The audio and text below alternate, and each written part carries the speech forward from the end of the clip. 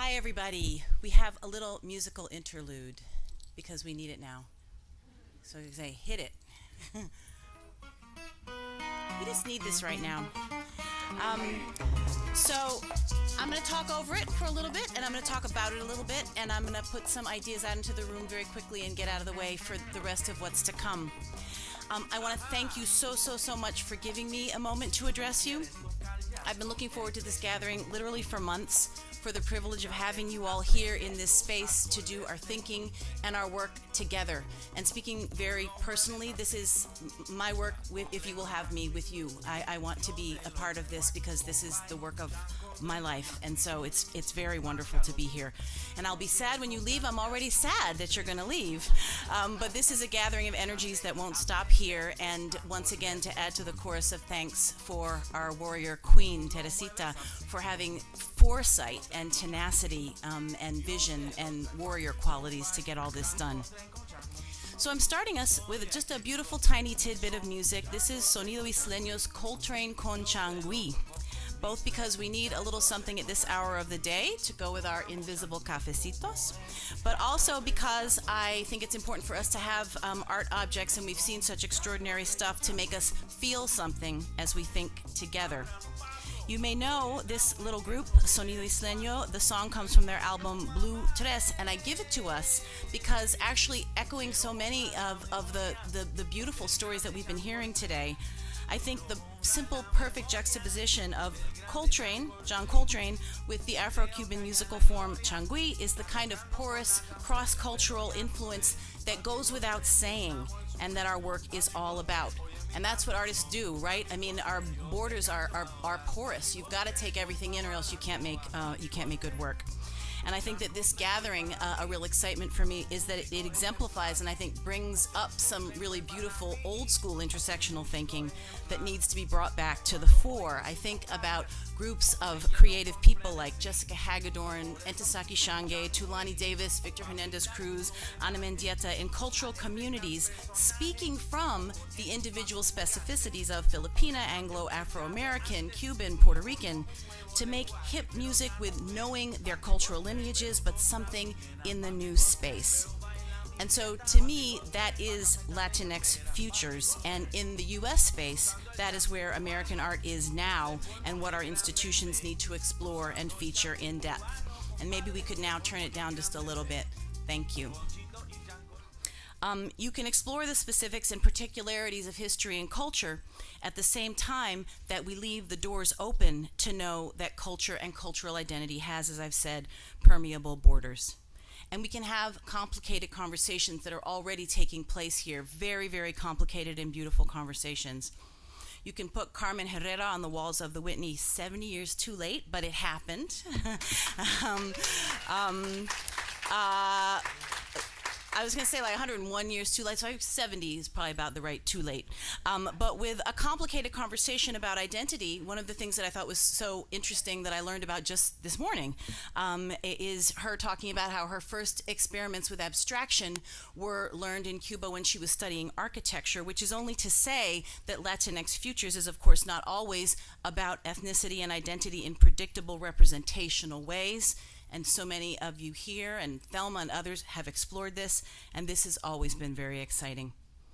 So, in Coltrane con Changui, to just take this as our metaphor today, two instances of cultural brilliance, Afro-North American, rooted in the American South, product of the Great Migration that in this case moved from North Carolina to Philadelphia. And here, to your talk about your maps and where people go and how they cross, I think that's very important. And of course, so much of it takes us back to Africa and African cultural practices with different ways of moving around the globe. But I think the excitement that's seen in the pleasure of the song is that these two things don't necessarily belong together, but there is magic, the beautiful X, the 2/5, right? I love that so much, that allows us to call out commonalities and common influence. So as we look to the next panel, the museum, El Museo, is a place where purities should be disrupted. That's really what I want to say, not simply monumentalized. This does not have to be at odds with the historicizing mission that is also a crucial part of the work of the museum. nor is it at odds with the sacred principle of the museum as a place where precious objects are treasured.